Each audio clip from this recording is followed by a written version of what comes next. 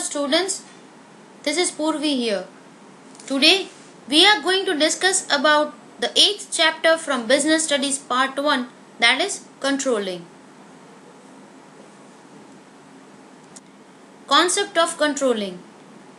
Controlling involves comparison of actual performance with the planned performance.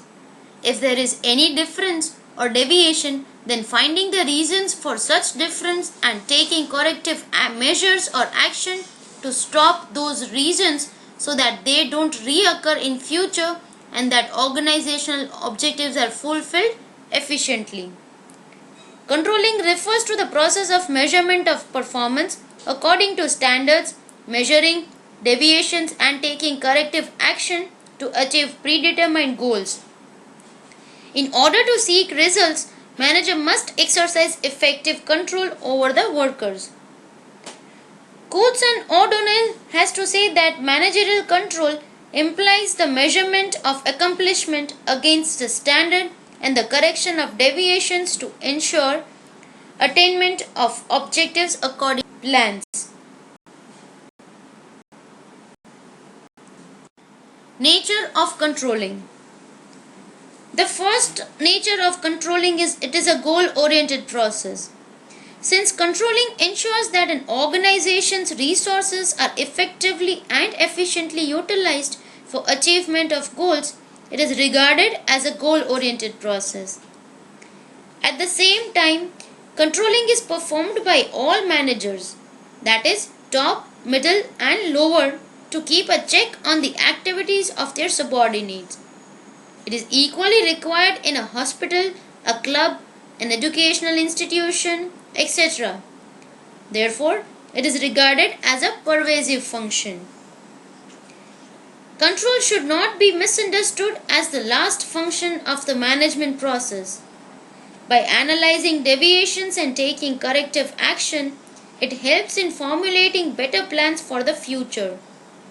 Thus, it is a function that brings the management cycle back to planning and is regarded as a continuous function.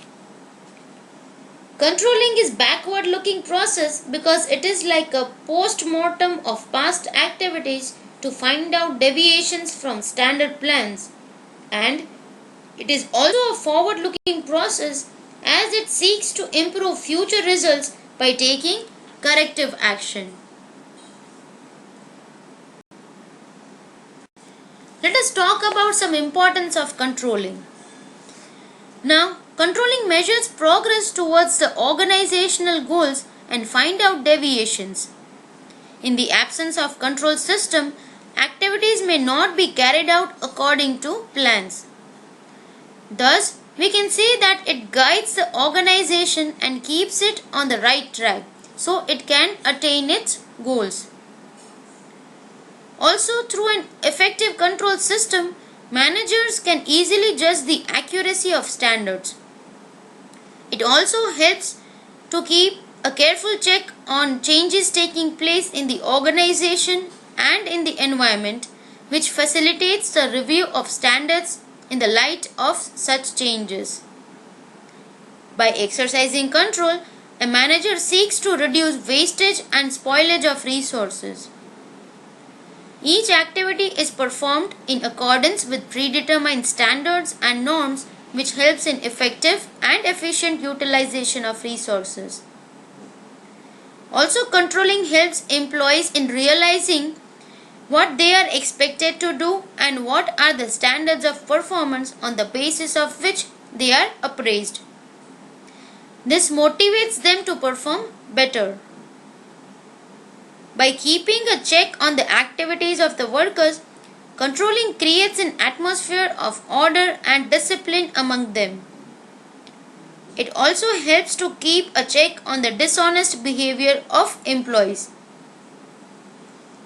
Also, controlling provides direction to all activities, and each department and employee is governed by predetermined standards, which helps in establishing coordination among them.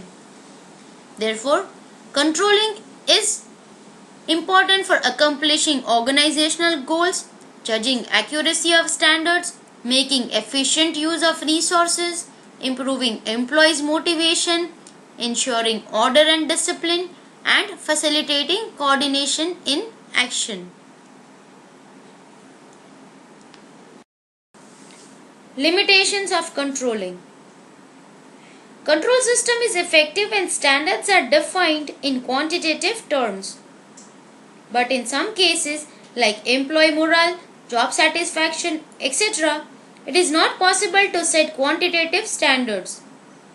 In the absence of these standards, measurement and comparison becomes difficult. Also, there are certain external factors like change in government policies, technological changes, competition, etc., which are beyond the control of the organization. Thus, controlling such factors becomes difficult. Many a times, employees often resist control as they consider it as restriction or boundation on their freedom. For an example, employees might resist working under close supervision of CCTVs and cameras. Also, control is a costly affair as it involves a lot of expenditure, time and effort. A small firm cannot afford to install an expensive control system.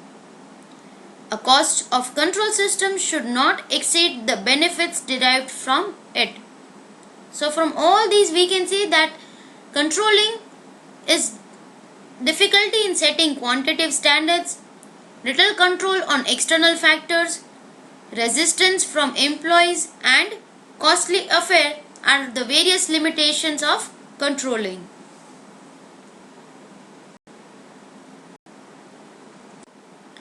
Relationship between planning and controlling.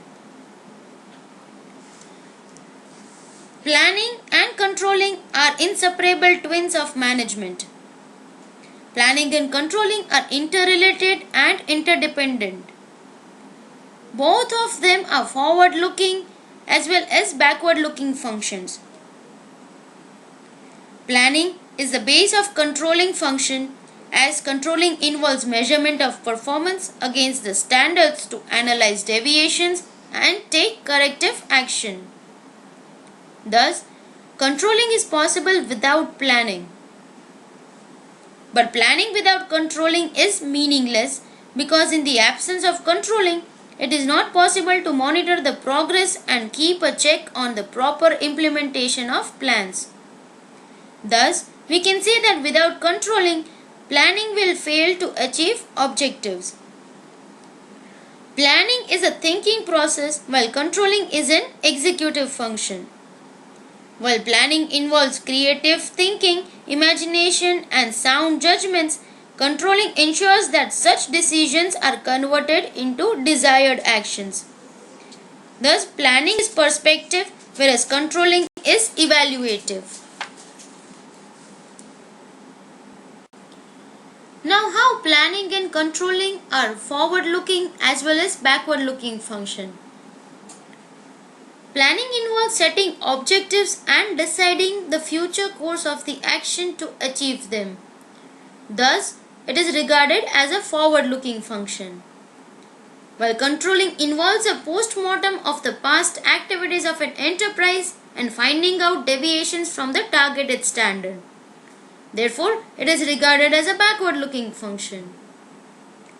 Planning is guided by past experiences and corrective actions taken in the controlling process. Thus, it is regarded as a backward-looking function. While the process of control necessarily involves analyzing deviations and taking corrective action, which aims to improve future performance and achievement of predetermined goals. Thus, it is regarded as a forward-looking function.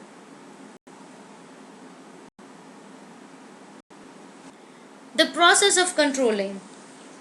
Now, the process of controlling is spread amongst 5 different steps. Those are setting performance standards, measurement of actual performance, comparing actual performance with standards, analyzing deviations, and taking corrective actions. The first step is setting performance standards. Standards are the criteria against which actual performance would be measured. These serve as benchmarks towards which an organization strives to work. The first step of control process is to establish standards against which actual results are to be evaluated. Standards are set in quantitative as well as qualitative terms. But managers should try to set standards in quantitative terms which can be easily measured and compared later on. If standards are set in qualitative terms, an effort must be made to define them clearly for easy measurement. Due to changes taking place in internal and external environment, standards need to be revised regularly. The second step of process of controlling is measurement of actual performance. Once the standards are fixed, the next step is to measure the actual performance.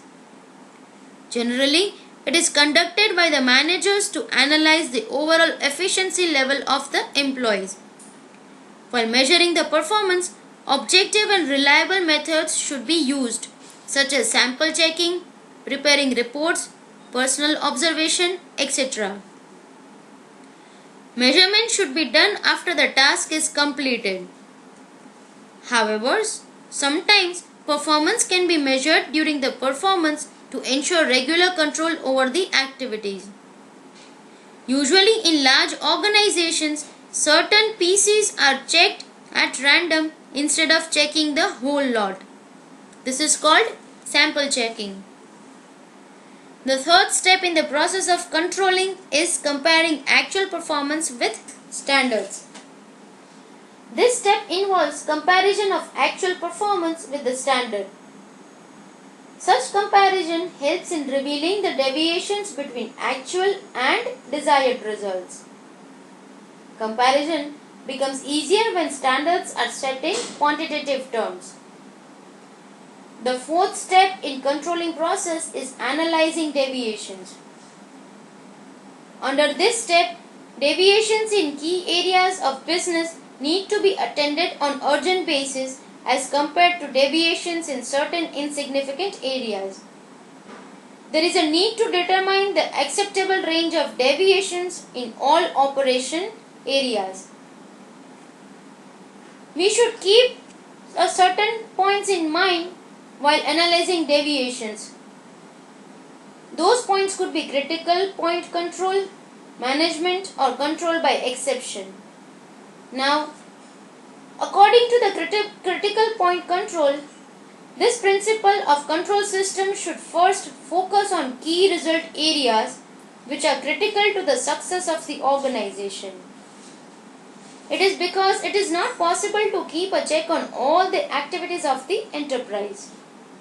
Therefore, if anything goes wrong at the critical points or key areas, immediate action should be taken. Example, a 5% increase in labor cost or more critical than 20% increase in postal charges, as a 5% increase in labor cost will affect profitability. Under management or control by exception, it is suggested that if manager tries to control everything, he may end up in controlling nothing. Thus, in this context, it is stated that managers should first handle the deviations which are beyond the specific range, and he should not waste his time and energy in finding solutions for minor deviations. Say for example, if 2% increase in labor cost is acceptable range of deviation, then if the labor cost exceeds beyond 2%, immediate action should be taken. Now there are various advantages of critical point control and management by exception. We can say that it helps in saving time and effort of the managers as they deal with major deviations only. There is a better utilization of managerial talent. Also, it facilitates delegation of authority and increases morale when routine problems are left to the subordinates, as well as timely actions help to keep the organization on right track. Now, the last step in the process of controlling is taking corrective action. This is the final step in which manager takes corrective measures to bring back everything on track in the organization. That is, according to set plans, corrections are required in KRAs which are critical to the success of the organization or in the areas where deviations go beyond the permissible limits. Corrective action may involve training of employees, hiring labor for extra time, replacement of machineries, etc. Sometimes, if deviations cannot be corrected despite the best efforts of managers, standards may be revised. Deviations can be caused because of various factors. They can be defective material, and the corrective action for that factor could be change the quality specification of materials. The other factor could be defective machinery, which can be corrected by repairing or replacing the machineries. The other factor that can cause deviation is defective process, which can be corrected by modifying the existing process, or defective physical conditions, which can be corrected by improving the physical conditions of the work.